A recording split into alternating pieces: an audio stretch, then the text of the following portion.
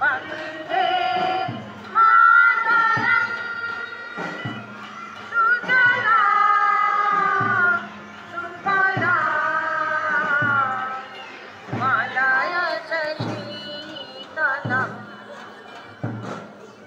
शस्य श्यामलम् मातरम् वन्दे मातरम् शुभ्रज्योत्स्ना पुलकितयामिनीं पुल्लकुसुमिता द्रुमदलशोभिनीं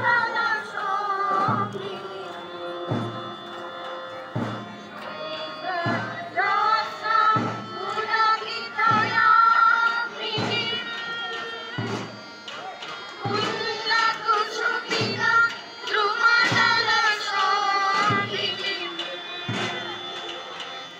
भासिनीं सुमधुरभाषिणीं सुखदां वरदां मातरम् वन्दे मातरम् वन्दे मातरम् वन्दे मातरम्। স্বাধীনতা দিবস প্রায় ২০০ বছর ইংরেজদের অধীনে থাকার পর আমরা অর্থাৎ সারা ভারতবাসীরা ১৯৪৭ সালের ১৫ই আগস্ট স্বাধীনতা লাভ করেছি। এই ২০০ বছর ইংরেজরা শুধু আমাদের শাসনই করেনি, শোষণ করেছে, নিপীড়ন করেছে আর করেছে অকথ্য অত্যাচার। এই শাসন, শোষণ, নিপীড়ন থেকে আমরা সহজে মুক্তি পাইনি। এই স্বাধীনতা প্রাপ্তির পেছনে আছে এক রক্তে রাঙানো ইতিহাস, যে ইতিহাসের পাতায় পাতায় লেখা আছে অজস্র শহীদের আত্মবলিদানের করুণ কাহিনী, কত শিশুর অকালে পিতৃবিয়োগের কথা, কত স্বামীহারা স্ত্রীর নীরব অশ্রুজল, আর আছে সন্তানহারা মাতা পিতার বুক ফাটা আর্তনাদ। তাই আজ কেবল প্রভাত ফেরে নয়, শহীদ বেদিতে মাল্যদানও নয়, জাতীয় পতাকা উত্তোলন নয়, জ্বালাময়ী বক্তৃতাও নয়, আর শপথ গ্রহণের দিন। আজকের পুণ্য প্রভাতে আমরা দৃঢ় কণ্ঠে সমবেতভাবে প্রতিজ্ঞা করব, আমরা সর্বশক্তি দিয়ে আমাদের মাতৃভূমি তথা ভারতবর্ষের স্বাধীনতা অক্ষুণ্ণ রাখার চেষ্টা করব। অনেক ধন্যবাদ তোমাদের খুব সুন্দর করে আজকে স্বাধীনতা দিবস সম্পর্কে বলার জন্যে।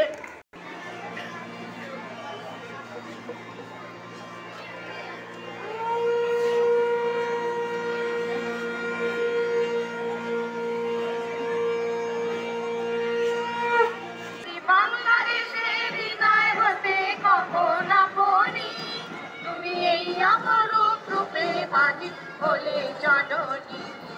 আজ বাংলাদেশের হৃদয় হতে কখন আপনি তুমি এই অপরূপ রূপে বাজিত হলে জননী। ওগো মা, তোমায় দেখে দেখে আমি না ফিরে, তোমার দুয়ার আজি খুলে গেছে সোনার মন্দিরে। ওগো মা, ডান হাতে তোর খড়গ ধরে আমার ঘরে সংখ্যাহরণ, ডান হাতে তোর খড়গ ধরে আমার ঘরে সংখ্যাহরণ, দুই নয়নে স্নেহের হাসি ললাট নেত্র আকুল। ওগো মা, তোমার সেই মূরতি আজি দেখিলে, তোমার দুয়ার আজি খুলে গেছে সোনার মন্দিরে। ওগো মা, তোমার মুক্ত কেশের কুঞ্জ মেঘে লুকায় আসনি, তোমার অটল জলে আকাশ তলে রৌদ্র বসনি, তোমার মুক্ত কেশের কুঞ্জ মেঘে লুকায় আসনি, তোমার অচল জলে আকাশ তলে রৌদ্র বসনি। ওগো মা, তোমায় দেখে দেখে আঁকি না ফিরে। তোমার দুয়ার আজি খুলে গেছে সোনার মন্দিরে। ও মা, যখন অনাদরে চাইনি মুখে ভেবেছিলে লক্ষ্মী মা। আজ ভাঙা ঘরে একলা পড়ে দুঃখের বুঝি নাই অসীমান। যখন অনাদরে চাইনি মুখে ভেবেছিলে লক্ষ্মী মা। আজ ভাঙা ঘরে একলা পড়ে দুঃখের বুঝি নাই অসীমান। কোথা সে তোর দরিদ্র বেশ, কোথা সে তোর মলিন হাসি, কোথা সে তোর দরিদ্র বেশ, কোথা সে তোর মলিন হাসি। আকাশে আজ ছড়িয়ে গেল ওই চরণের রাশি। মা, তোমার কি মূরতি আজি দেখি রে। তোমার দুয়ার আজি খুলে গেছে সোনার মন্দিরে। মা, আজি দুঃখের রাতে সুখের সখী ভাষাও ধরণী। তোমার অভয় রাজে হৃদয় মাঝে হৃদয় ভারণী। আজি দুঃখের রাতে সুখের সখী ভাষাও ধরণী। তোমার অভয় মাঝে হৃদয় মাঝে হৃদয় ভারণী। মা, তোমায় দেখে দেখে আঁকি না ফিরে। তোমার দুয়ার আজি খুলে গেছে সোনার মন্দিরে। ওগো মা, আজি বাংলাদেশের হৃদয় কখন আপনি। তুমি এই অপরূপ রূপে বাহির হলে জননী। ওগো মা, তোমায় দেখে দেখে আঁকি না ফিরে। তোমার দুয়ার আজি খুলে গেছে সোনার মন্দিরে। ওগো মা। অরবিন্দ 1872 সালের 15ই আগস্ট কলকাতার এক সম্ভ্রান্ত পরিবারে জন্ম হয়েছিল অরবিন্দের। তার বাবা কৃষ্ণধন ঘোষ ছিলেন বিখ্যাত ডাক্তার। পাশ্চাত্য শিক্ষায় শিক্ষিত করার জন্য শৈশবেই তার বাবা অরবিন্দকে ইংল্যান্ডে পাঠান। সেখানে নামি দামি শিক্ষা প্রতিষ্ঠানে লেখাপড়া করার পর একাধিক বিদেশি ভাষায় পণ্ডিত হয়ে স্বদেশে ফিরে ভালো সরকারি চাকরি প্রত্যাখ্যান করেন তিনি। কারণ তিনি ছিলেন মনে প্রাণে খাঁটি ভারতীয়, আর দেশের শাসক ছিল ব্রিটিশ। বরোদার মহারাজার অনুরোধে বরোদা কলেজের সহকারী অধ্যক্ষের দায়িত্ব নেন তিনি। সে সময় তার পরিচয় হয় বিপ্লবী নেতা ঠাকুর সাহেবের সঙ্গে। বিপ্লবী মন্ত্রে দীক্ষা নিলেন তিনি। শিক্ষাপ্রতি হলেন বিপ্লবী দেশনায়ক। ইতিমধ্যে অরবিন্দের সঙ্গে সাক্ষাৎ হয় ভগিনী নিবেদিতার। তার আহ্বানে বরোদা কলেজের লোভনীয় চাকরি ছেড়ে সামান্য বেতনে জাতীয় মহাবিদ্যালয়ের অধ্যক্ষের পদ গ্রহণ করলেন। বিপ্লব মন্ত্রে দীক্ষা চলল তরুণদের মধ্যে। এর কিছুদিনের মধ্যে আলিপুর বোমা মামলায় জড়িয়ে পড়ায় পুলিশ তাকে গ্রেপ্তার করে। কারাগারে থাকাকালীন এক দিব্য অনুভূতি তাকে আলোড়িত করে। রাজনীতি তার জন্য নয়, একথা অনুভব করলেন তিনি। তাই কারাগার থেকে মুক্তি লাভ করেই চলে গেলেন পণ্ডিচেরিতে। প্রতিষ্ঠা করলেন এক আশ্রম। চলতে লাগলো তার কর্ম ও ভক্তিযোগের নীরব সাধনা। গভীর ধ্যান ধারণার মধ্যে দিয়ে তিনি দিব্য জীবন লাভ করলেন। আর সেই অনুভূতিকে জাগিয়ে তুলতে একের পর এক বই লিখতে শুরু করলেন। পরপর অনেকগুলি বই প্রকাশ হবার পর জনগণের কাছে তিনি হয়ে উঠলেন ঋষি অরবিন্দ। তার লেখা বইগুলির মধ্যে সাবিত্রী ও দিব্য জীবন বিশেষ উল্লেখযোগ্য।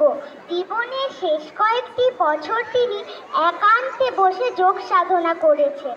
1950 সালে তার জীবনদীপ নির্বাপিত হয়। নমস্কার। কবিগুরু রবীন্দ্রনাথ ঠাকুরের লেখা কবিতা নমস্কার। অরবিন্দ রবীন্দ্রের লহ নমস্কার।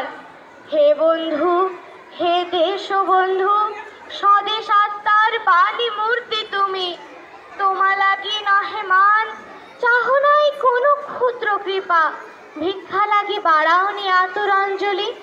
আছো জাগি পরিপূর্ণতার তরে সর্ববাধাহীন।